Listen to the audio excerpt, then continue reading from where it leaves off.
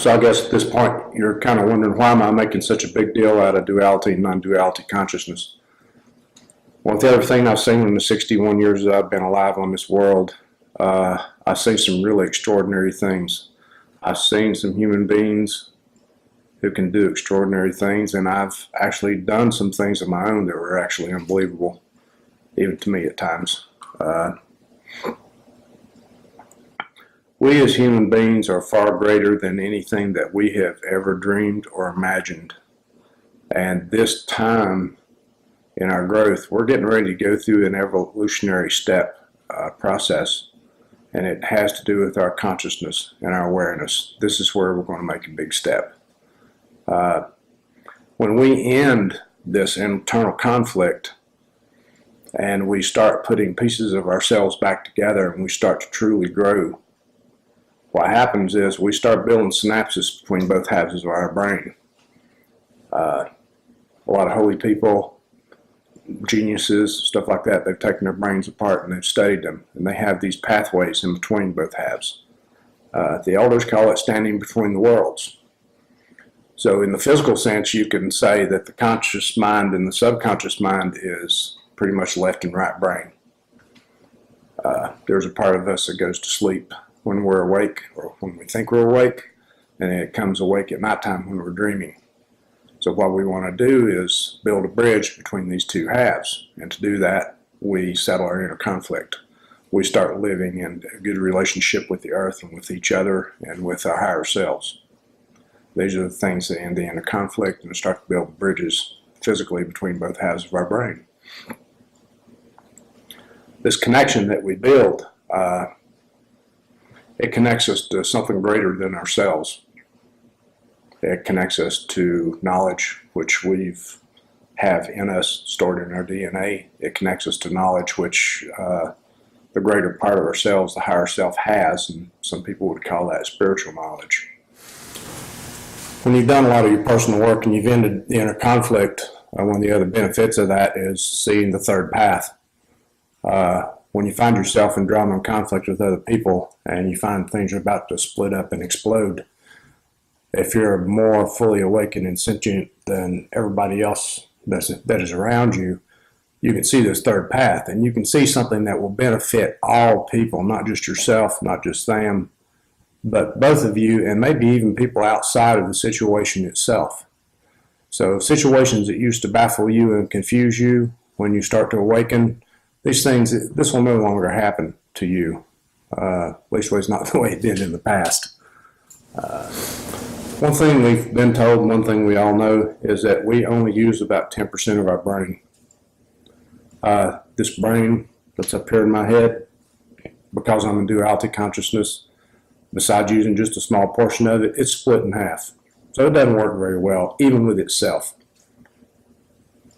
Who we are and what we are, or what we think of ourselves as being our consciousness or our soul, our awareness, we relate it with this body.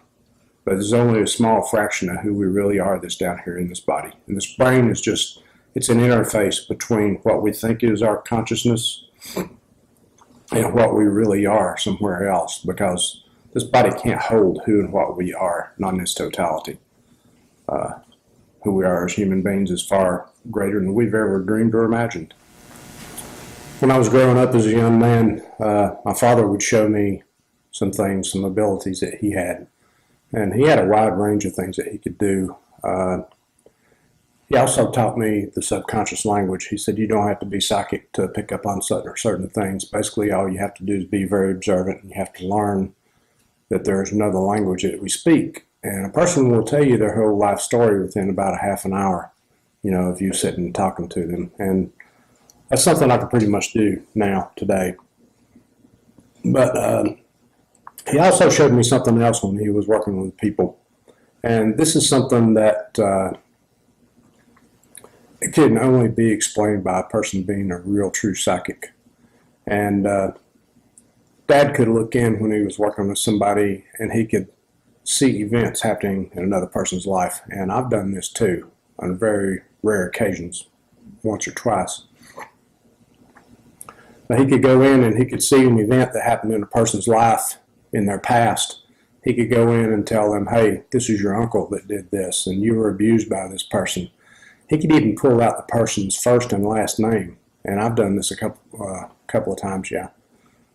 And that's a connection that is beyond the subconscious language. It's beyond chance. It goes into the spiritual realms of life. And that's one of the things that is possible for us as human beings, to have that kind of connection. You can cut yourself off from the universe, but you cannot cut the universe off from you. Besides us having a subconscious mind, we also have a collective subconscious. And this is the place where a lot of information flows through to people who have psychic abilities. We have the ability to connect to a web that the Spirit has created. And it's a web that's connected to everything in the universe.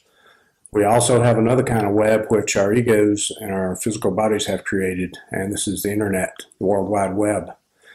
The only difference between these two webs is on the internet and the World Wide Web, there's a lot of lies, there's a lot of deceit, there's a lot of greed, there's a lot of disinformation for the sake of control and manipulation on this particular web.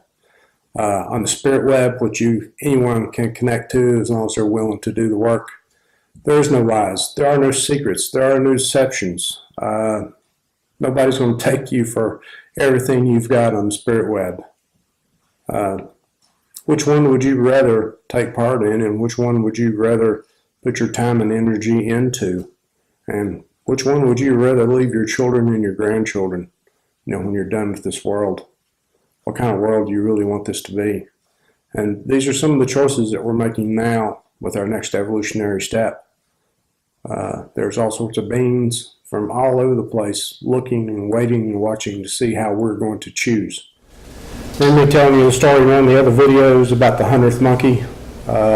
These monkeys on this island and the island next to it, they had a collective consciousness.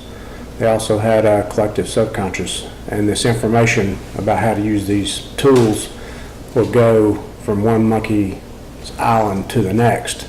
And what the big deal was, it was once this one set of monkeys reached a certain critical mass, then that information was given to all the rest of the monkeys who were part of that collective. Well, this wave of awakening that's getting ready to happen, when we make this next evolutionary step in our growth, us going from duality consciousness to non-duality, all of this is going to happen after we reach what I call critical mass. When a certain amount of human beings start to get close to that non-duality state and we start to awaken, it's going to hit like a wave and it's going to go around this planet. My father saw this time, and he told me about it. He said there'll be a time where people will just absolutely go nuts. And the reason they're going to go nuts is because when spirits take the blinders off and we see the absolute truth about ourselves, it's going to be more than some people can bear. You're going to be able to see how you affect another person's life on the other side of the planet. You're going to be able to see when you buy this product that there are people in another country that are working 10, 12, 14 hours a day for about a tenth of what you make over here, so you can buy a cheap pair of shoes, a cheap shirt, or a cheap pair of blue jeans. That connection, it's going to be sort of unnerving at first until we get used to it. There will be people jumping off of buildings, there'll be people jumping off of cliffs, there'll be people just stepping off the street corner in front of buses, jumping in front of trains. There'll be mothers throwing their kids, off of buildings and stuff, because people won't be able to handle the truth of who and what it is we become. When we're in this duality consciousness, it's like we put blinders on. We have no connection to the earth, to the higher self, to the beings that are up there. We have no connection to our other brothers and sisters. So we really don't feel or understand the harm and the pain that we're causing other human beings as we live this life. So this is part of what we've got to look forward to, and it's going to come very soon, I think.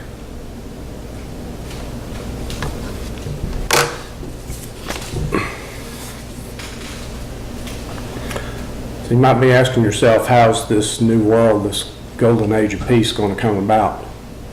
Well, think of it like this. When we're fully awakened and sentient, we're connected back to the earth. We're connected to our higher selves. We're connected to our other brothers and sisters. Look at it like this. If I go out and I shoot somebody, if I'm connected like that, I'm going to feel their death as if it was my own. So how many soldiers are going to be willing to pull a pin on a hand grenade and throw it in a room full of women and children and blow them up because there's one insurgent in there that they need to get rid of? If they're going to feel each and every death and the terror as if it was their own, who is going to be able to push that button in a country or a back room over here in the United States that's going to send a missile out that's going to kill 200 people in another country if they're going to feel each and every death as if it was their own? Well, that's the kind of connectedness that I'm talking about. That's where we're heading.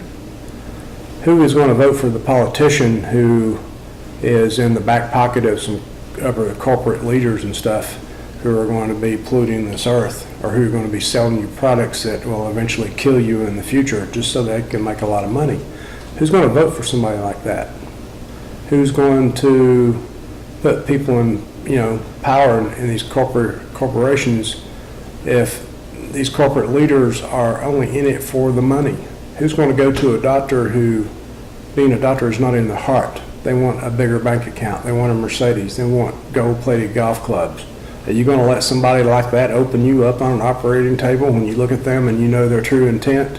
That's how connected we're going to be. You want to know how that new age is going to be born? It's through us reconnecting to what it was we used to be a long time ago. And they tell us, that we're evolving into this. Yes, we are. We're evolving into it. But there have been times in the past when we have been that connected, and we're getting ready to do it again. And along with this time comes a choice.